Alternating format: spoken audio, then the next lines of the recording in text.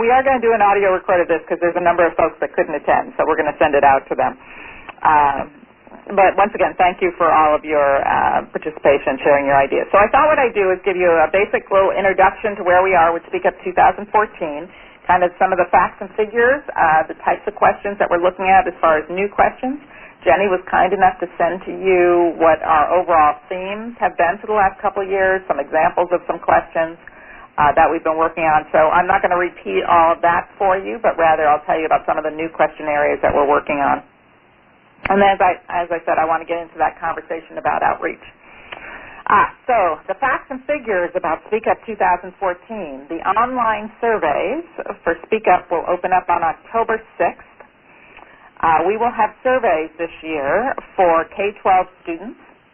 As always, they are grade level and reading level appropriate. A couple changes that we're making to the K-12 student surveys is that for the elementary students, for all of the elementary students, there will be an option for a teacher-facilitated survey as well as an individual survey that the students can take. We've always done the K1 and 2 with the teacher-facilitated option. We're going to extend that to the all elementary grades as well. We'll have a survey again for teachers. Our parent survey, again this year, will be in English and Spanish. We have a specific survey for school site administrators, a specific survey for district-level administrators, a specific survey for technology leaders, and then a special survey for librarians and media specialists. And then based on our pilot last year of a new survey for community members, we are going to fully actualize that for this year in terms of community members.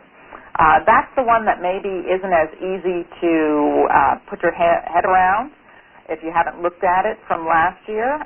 Obviously, when we're talking about teachers, I know that everyone here knows who that is. For community members, it's more a public-facing survey.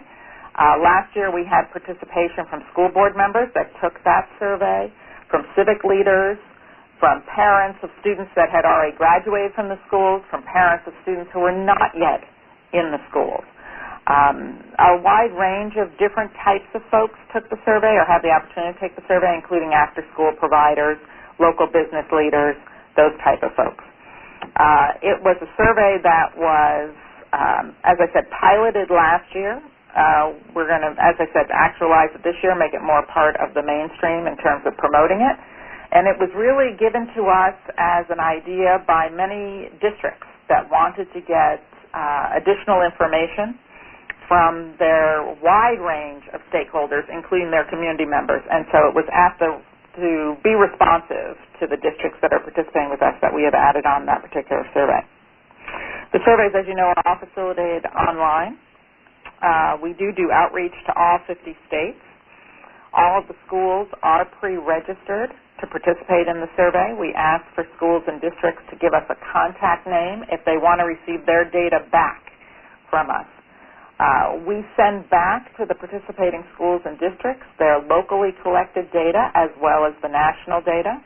And that date, Jenny, this year is February 4th will be the date when all of that data is available. And so that is a timely date because it gives schools and districts in particular time to still use their data to impact their planning for the next year, even purchases before the end of the school year.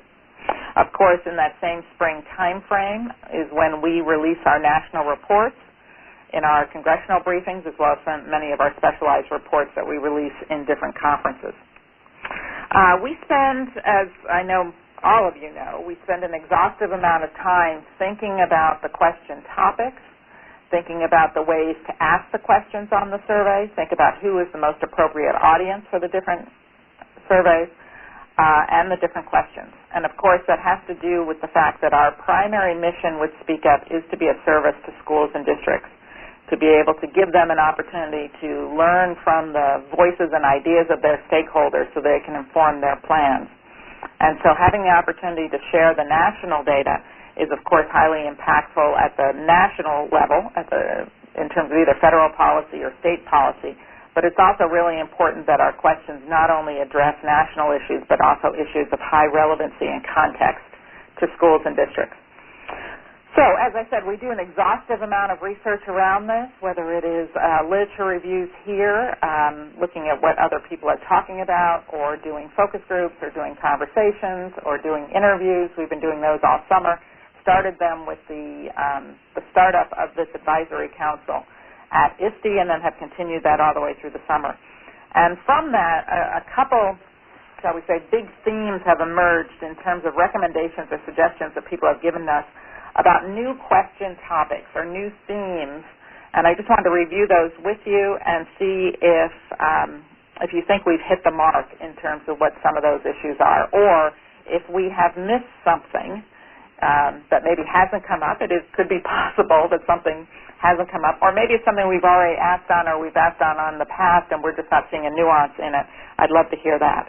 So the questions that we have in process right now for Speak Up 2014 in terms of new topic areas is that we got a lot of recommendations to ask questions about data privacy in terms of either what schools were doing to protect student data, what their aspirations were around data privacy, what their concerns were around data privacy, what parents knew, what students knew about school policies.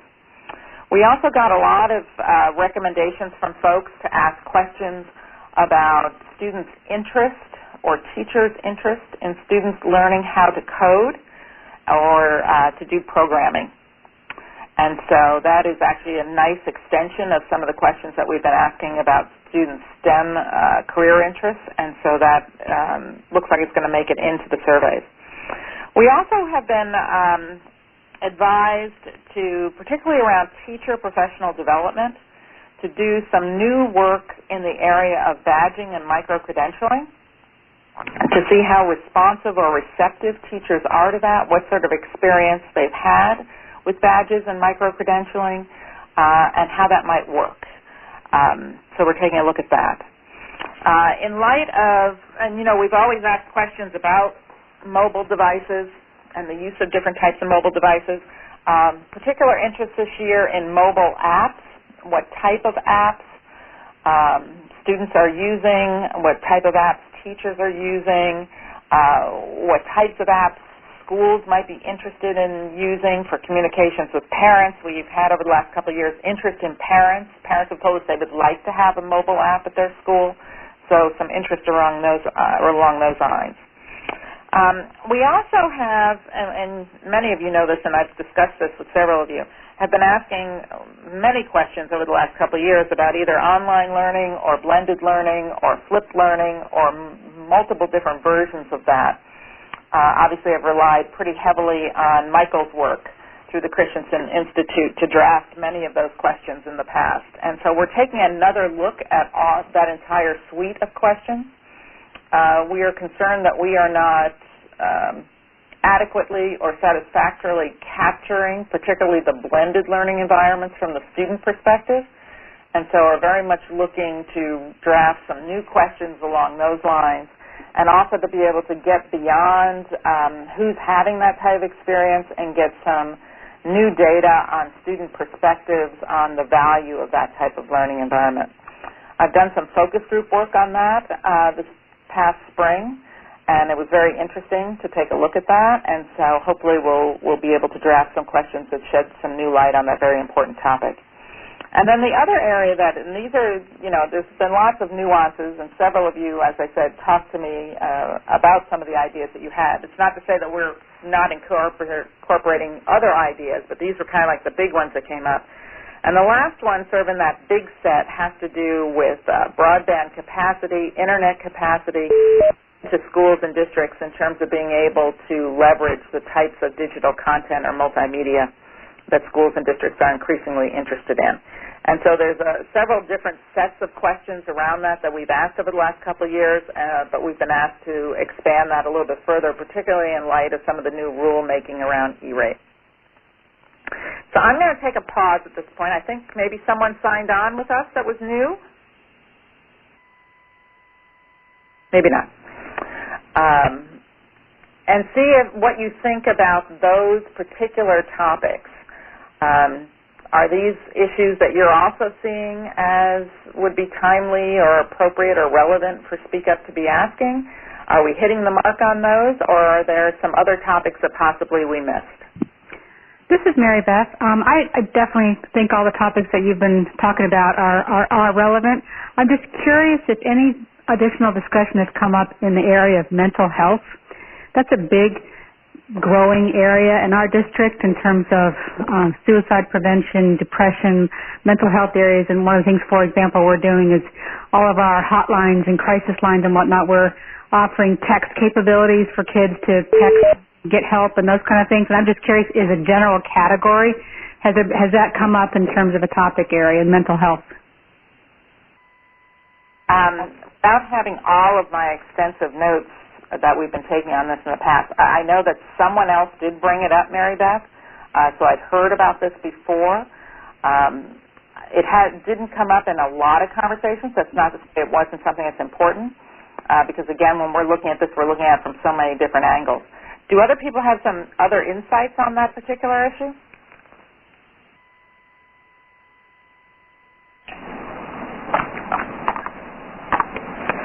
Not really. That concept is great, but maybe just to tag along a little bit, the value, or at least how the students see a value in mass communication systems like a school reach, a telephone messaging system, in terms of either getting information out the other way.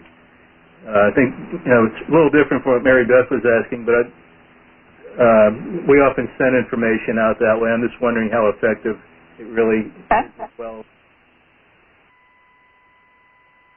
thank you, Paul. You're welcome.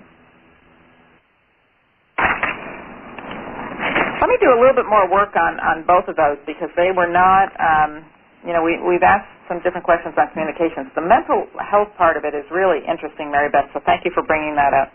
And it kind of relates to what you were talking about a little bit about the data privacy and things like that, because we're finding that kids don't want to call our hotlines if they're having a trouble, or they're worried about another student, but they will text if they feel like it's a private, or it's not. Kids just would rather text or email, or especially text, more than they would like to phone call. So I'm just curious if that has maybe come up, but of course the privacy, and they want to make sure it's confidential and all that kind of stuff. So anyway, just a category that really has not risen in terms of the technology world until recently. Yeah, no, it's very interesting. Thank you so much.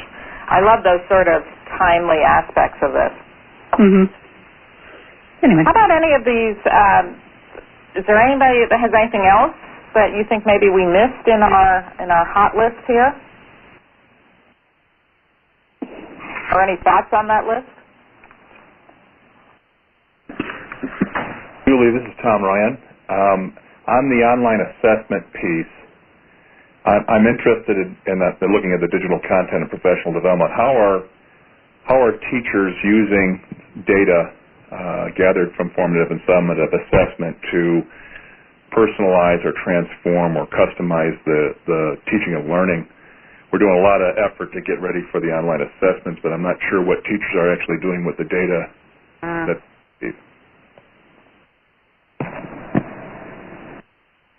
that's really good, Tom. Thank you.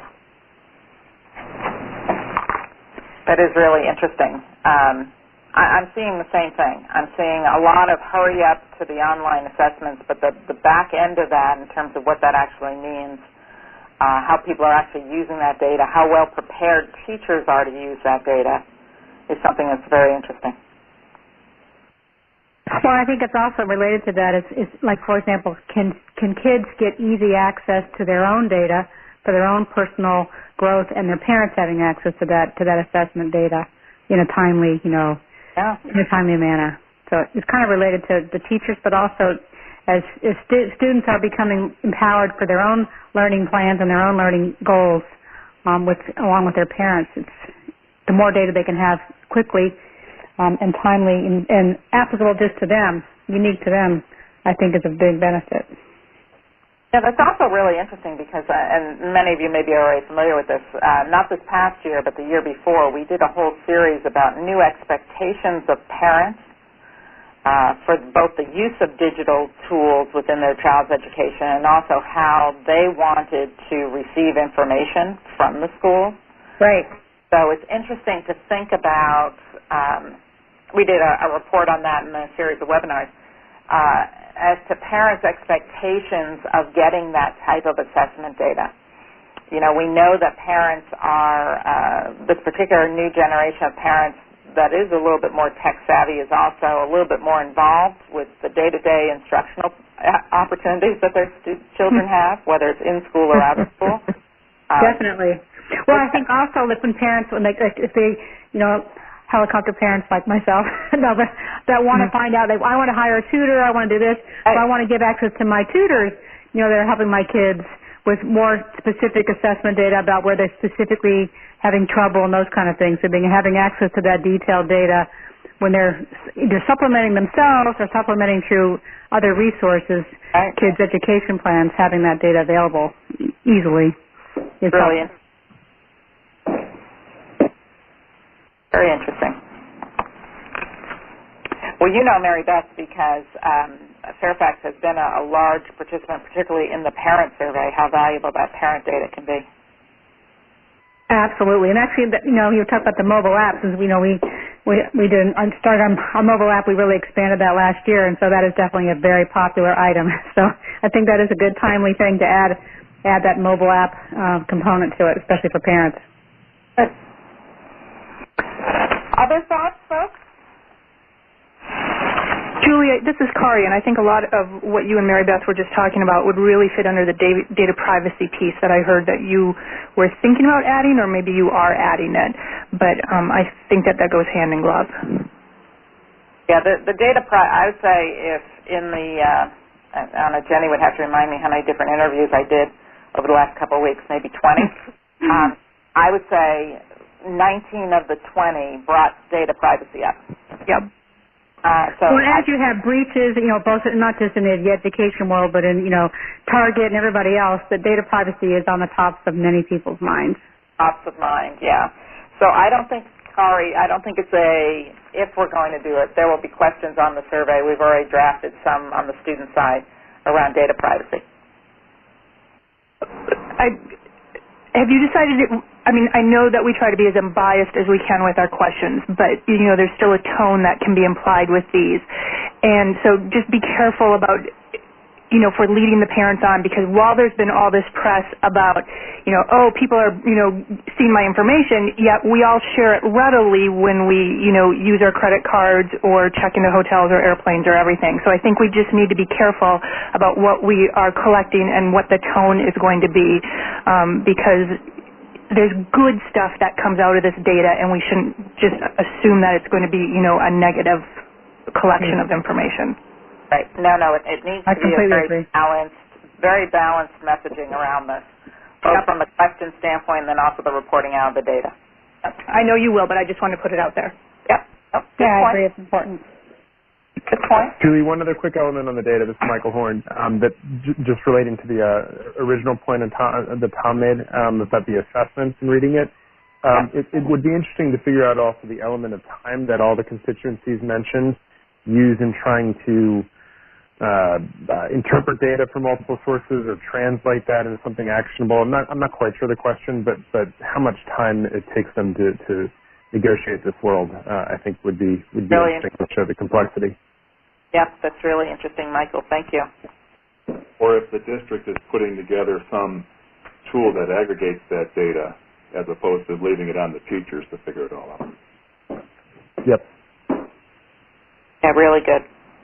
Thanks. Well, that might be a question for the teachers in terms of their, how much time they have to spend aggregating and analyzing that data. Yeah. I'm thinking about the teachers, too. This is Mark. And I'm wondering if there's a question already on there about training they would have had before they accepted the job. So this would be for the younger teachers, or at least sort them out and just ask about their college-level training in blended learning or online learning.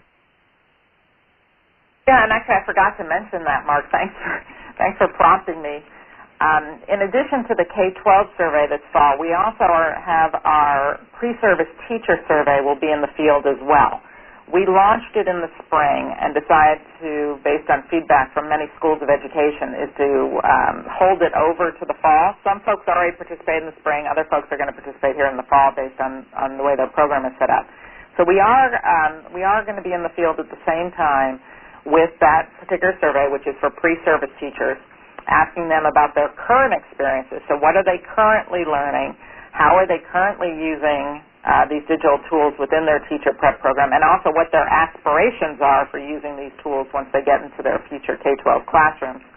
But directly to your point, Mark, we asked some questions on last year's survey about how I'm trying to think, Jenny, how we worded it, but how successful was the training that the teachers received in their pre-service training in terms of being able to help them implement these digital tools in their classroom today? And we disaggregated that based on years of experience of the teacher, so that we were not mixing, for example, the teachers that had 16-plus years of experience and couldn't remember what they had in their teacher prep program, probably didn't have much technology, with the teachers that were new. And so we really put a spotlight on the teachers that either this was their first year right out of teacher prep program, or they were under 5 years in terms of their experience. So that's a very good point, is to match this all up together so that we know not only what the pre-service teachers are learning, but how successful that actually is in practice when they get into the classroom. Thank you, Julie. You're welcome, Mark.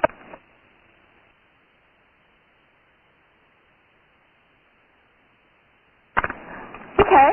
Anyone have any other thoughts on any of those topics? And please, because I know none of you have anything else to do, please feel free to carry these around in your head for the next couple days. And if you want to get back in touch with us with your ideas, you can, because I know none of you have anything else going on except worrying about my speak-up questions, but thank you. The next topic I wanted to talk about and really get some insights from you is this idea of outreach. And, we talked about this a little bit when the folks got together, when some of us got together at ISTE, was this idea around the messaging of Speak Up. And so we always try and attempt or pilot some different types of messaging with the schools or districts. And, this is going to be our 12th year of doing Speak Up. And I would have to tell you that in those 12 years, once a school or district finds out about Speak Up and realizes that it's a service that can help them, it's a good way for them to get data. It's an easy, cost-effective way for them to get data, since there's no cost associated with this. And and from a privacy standpoint, there's ultimate confidentiality. They participate. In some cases they already have a teacher survey, so they don't do the teacher survey. They do the parent survey, or they do the student survey, or they do things on different cycles, whatever it is. Our challenge here at Project Tomorrow every year is, how do we get the word out to more schools and districts so that they have the opportunity to participate as well and take advantage of the service? And so would love any ideas that you might have, whether we've done them in the past or not, as to how we could get the word out so that more schools and districts know about it. Because it's, when I go to conferences, and I definitely, will tell you that I've seen a major shift depending upon the conference when I start out asking people if they know about Speak Up. We see a lot of hands that go up. People come to hear about the data. But then sometimes I'll have an audience where very few people have heard about Speak Up, and that always seems a little surprising to me, but I'm a humble person, so we're always open to new ideas. So anyone have anything that they think might be valuable for us? In Pennsylvania, Julie, a good resource would be, we call them IUs, or intermediate units, and they're found throughout the state. We have about 29 in Pennsylvania, and they school districts in a region belong to an IU. So when we disseminate information, an easy way to do it statewide is to do it through either the executive director or the technology director in the IU, and then there's monthly meetings or there's listservs that go out. Other states may have something similar, but that would be an easy way to do it in Pennsylvania. So that sounds like, Anne, that would be, Texas has a similar thing, right? The region service centers in Texas. Yes. That's what it sounded like to me, a similar thing. And Julie, and this is Anne again, I was wondering, and you may already do this, perhaps marketing to parent organizations like PTA, PTO, that sort of thing, and see if their school is not involved, might they make that request to their school since you do a parent survey? I don't know if you already market to those types of organizations. We try to. We definitely try to. Yeah. But I think you're right. I think that is a good way to go. The other thing that we've seen on the parent side, which is sometimes interesting, is that we'll see where a district has a large percentage of their parents participating, but the district hasn't signed on to speak up or is not even familiar with. It's the power of social media, I guess. Right. In some cases, what we've done is we've called the districts to let them know so that they can participate as well. Their parents are already participating. Julie, to that end, I'm just curious, this is Michael. I'm just curious, how much do you take advantage of vendors and funders in the space who are constantly approaching districts to have them sort of bring it along as a free resource? And then the second question is, have you looked at what Education Superhighway did in terms of distribution for their speed test as another idea for how to get reach among districts? Yes. To the first question, we have a select group of sponsors who underwrite just a little bit under 50% of Speak Up. The other 50% of Speak Up is self-funded. And so in some cases, depending upon those particular vendors, they have helped us, whether they've got a cadre of teachers or, as you said, Michael, it's a service offering that they can provide.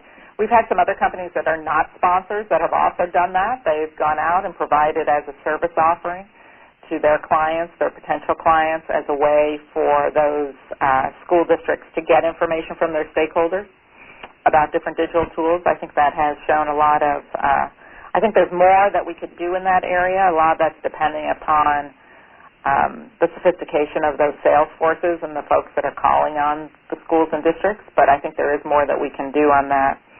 And in terms of the Education Superhighway, we did look at that. We have looked at what reach activities have been. It probably would be good, Jenny, for us to take another look at what he did there in terms of outreach. I've had several conversations with him, but it would be good to try that. That's good, Michael. Thank you. So sorry I'm late, by the way. It's Barbara. Oh, hi, Barbara. Nice to have you here. Barbara, we're just going through, this is Barbara from the Diocese of Wilmington. Oh, no, it's Barbara Tracy from EDC. I'm sorry. I'm looking at an RSVP list. I'm sorry. Barbara Tracy from EDC. Nice to have you here, Barbara. Yeah, I'm so sorry. Yeah. We are just talking. We've got a nice group here, Barbara. We're talking about different outreach strategies for Speak Up, ideas that folks might have to help us get the word out to more schools and districts. Great. So anything that anybody wants to share would be fabulous. Julie, this is Anne again, and I don't even know if this would be appropriate or not, but given the whole push on online testing, would it be feasible to ask the folks with Smarter Balance and Park to spread the word to the districts that they're working with? That's an interesting idea. I don't know if I don't know how that would work, but it would be worth a conversation with them. Totally worth a conversation. That's an interesting idea, Anne. Have you reached This is Mark, and I'm wondering if you could market the availability of the survey to private school associations. And we have a good list of names and contacts at those groups, Julie, if that would help you. Oh my gosh, Mark, that would be fabulous.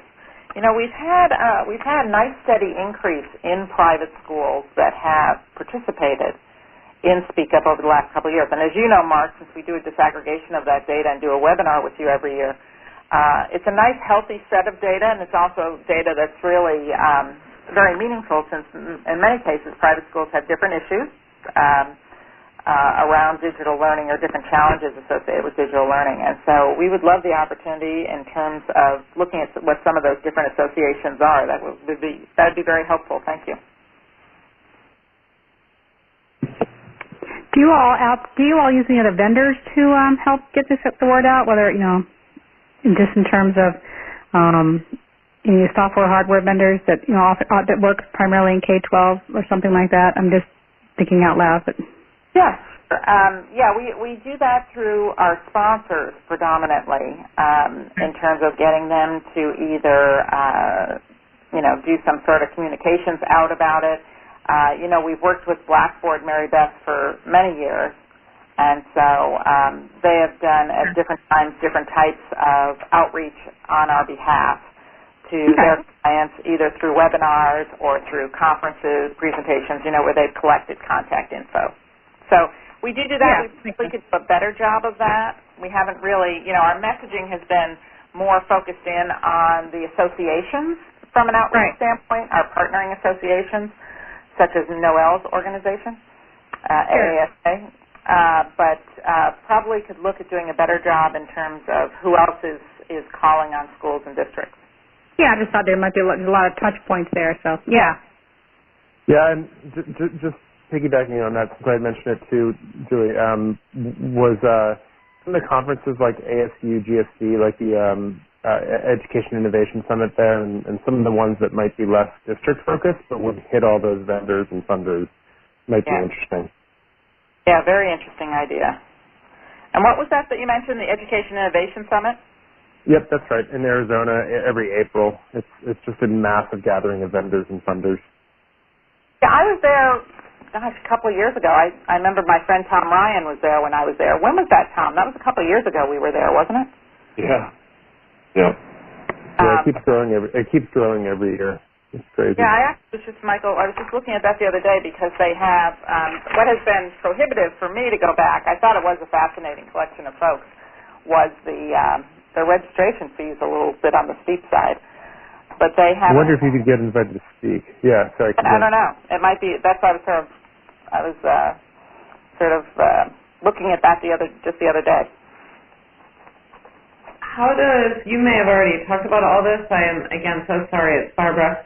How does how do you make use of EdWeek? Are there ways that you're using it or not using it, and can it be even more of a vehicle to get the word out?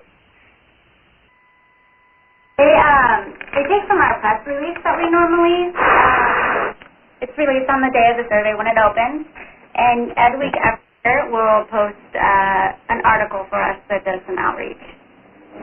Yeah. Now this is getting more out there. I don't know if this is a way you'd want to pursue things, but what about a Google ad, like just having an ad saying take the Speak Up survey with the link, and have it pick what you want it to show? I mean, you obviously have a lot of flexibility in where you have it show up, but it could show up on various education sites, including near EdWeek and stuff like that. Yeah, that's an interesting idea. That's something we haven't thought of.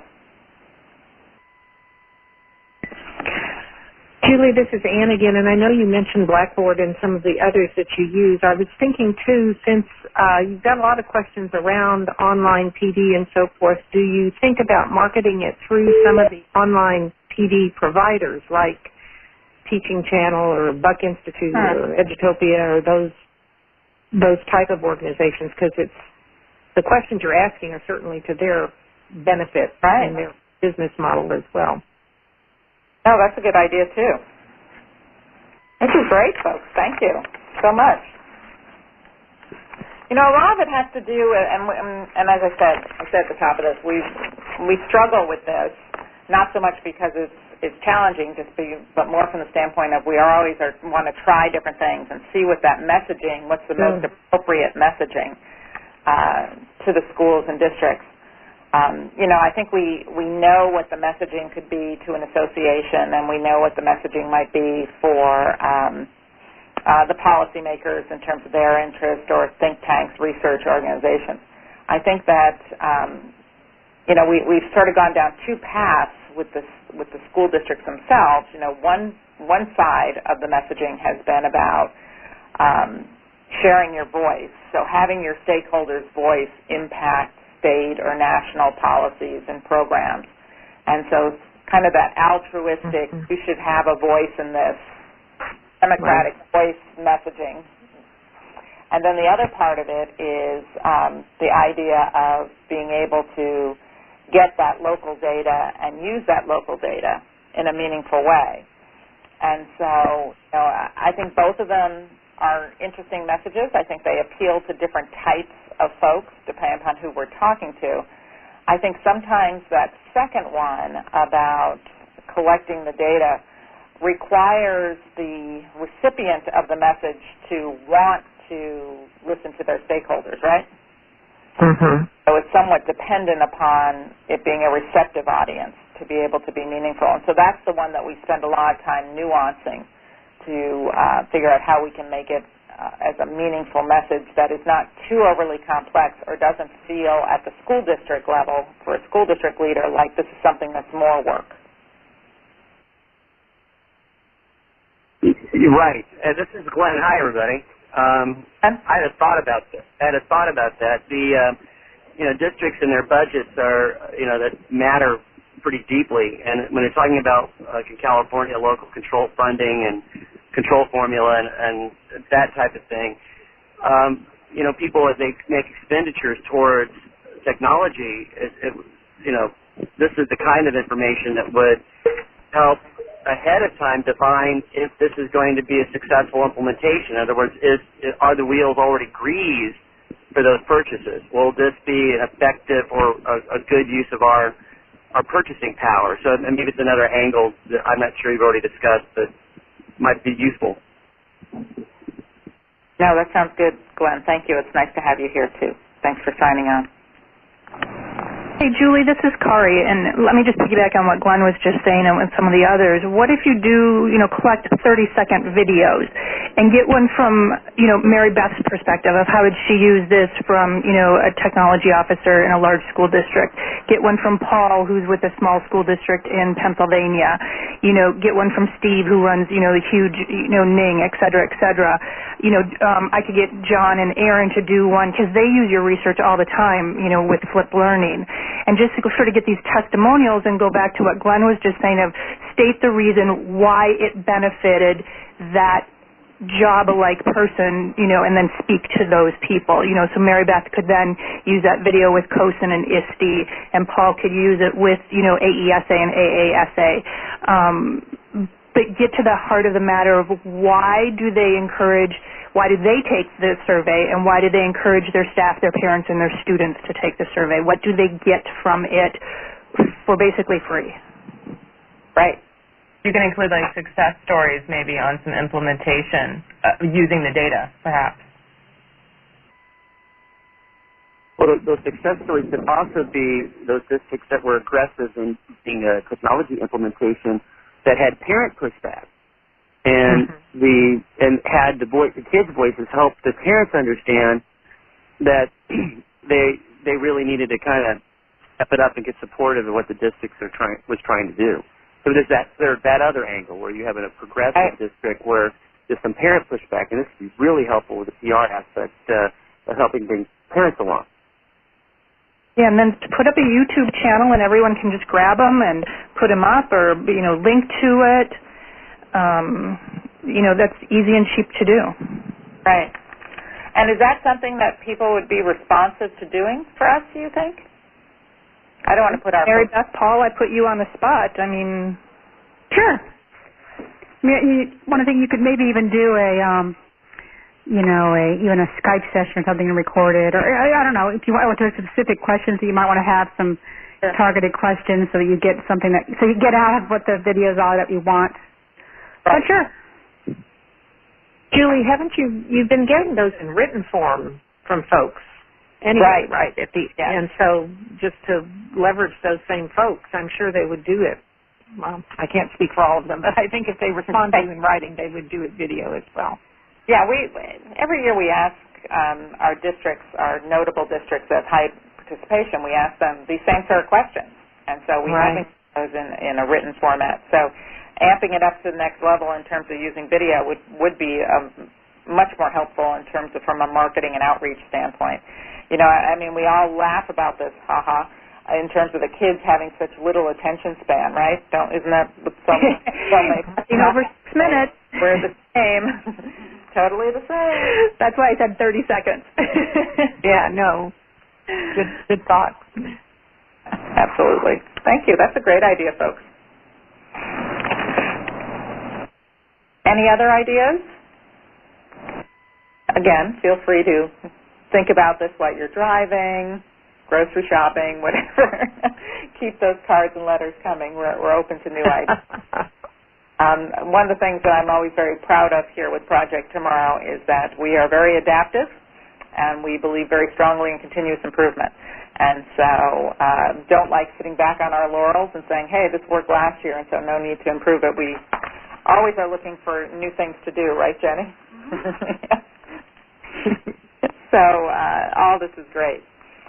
So the last thing I want to do before I let you folks go back to your real work, your day job, is just talk about if there's some very specific ways that you would like to be involved during this survey process. You know, the way that the way the calendar works right now is that we are going to have some surveys that are going to go out into the hands of kids the first 2 weeks in September. We have a number of schools around the country that have signed up to be our testers this year.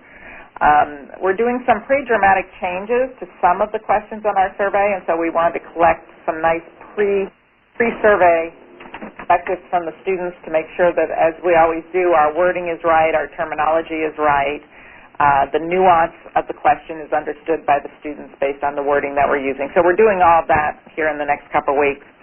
And then the surveys will be launched October 6th. We'll be doing pretty extensive outreach, already started, continuing that over the next couple of months. And then we'll close the surveys up in December. If there are some specific ways that you want to be engaged in that process with us, we are open to that. If there are specific types of resources that you can share with us, such as Dr. Beadle is going to give us some information about the private school associations, we are open to that as well. Just wanted to open it up to the floor in terms of if there's anything in particular that you can think of.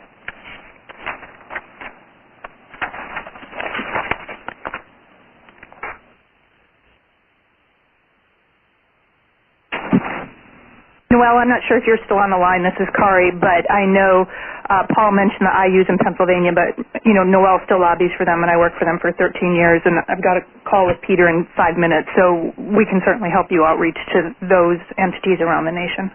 Okay. Yeah, Noelle, I am here, and Ed Service Agencies will actually be in town in 2 weeks for their legislative conference, which is a week after you kick it off, so we can mention it there, too. Oh, okay. All right. That's fabulous.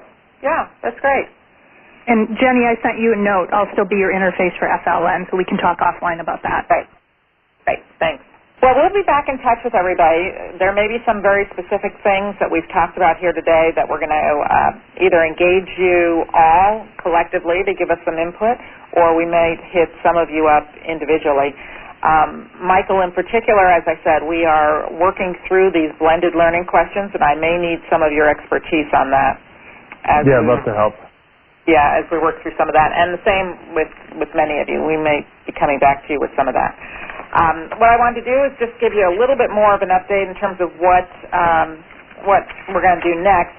We had calendared the idea of having a next call for the advisory council, whoever could be available, in November. At that point, we would give you an update on where we are with Speak Up. Speak Up is very much like lots of other participation things. It is a hockey stick in terms of participation, so we see a pretty flat line for October, and then it starts picking up, and then we have whole districts that will do amazing 25,000 students taking the survey in one day in December. In one day. How about that? We have those type of things happen, so it's very much a hockey stick of participation, and Jenny does a great job of all the analytics around that. Folks, if you ever care to know all the analytics behind this, time of day, when the surveys are taken, all sorts of fascinating information that we have that is a research project in its own, please let us know. But we thought we would do a call in November to give you kind of an update on where things were, and we are also looking, we've done this in the past, have never really publicly used it, but our thought is what are we looking at, Jay? Like the third week in November, pulling the data off. We're going to do a subset of the data, pull the national data off the third week in November and use it for some promotional things into December. And so we'd be happy to share some of that with you in the November timeframe as we're seeing it. So kind of live, fresh data. And then wanted to get back in touch with you in March to review the national data in total and what our release strategy was going to be for the spring, and ask your input on that release strategy and in terms of some of the ways that we're analyzing the data. So does that sound okay to folks? Very good. Great. Great idea. Good. Well, again, thank you so very, very much for taking this hour with us today. This was really helpful. As I said, we might be back in touch with you with some more specific questions as we're doing our run-up here to Speak Up. But please feel free if something comes to you later or you think of something, or maybe by some chance you were shy on the call today and didn't want to share verbally, please feel free to get in touch with us. We love having all this input and specifically love how all of you are invested in Speak Up with us. So thank you so very much. Thanks, Julie. Thanks, Julie. Thank you. Thanks, Julie. Thank you. Have a good rest of your day, the rest of the week. Thanks, folks. Bye. Bye-bye. Bye.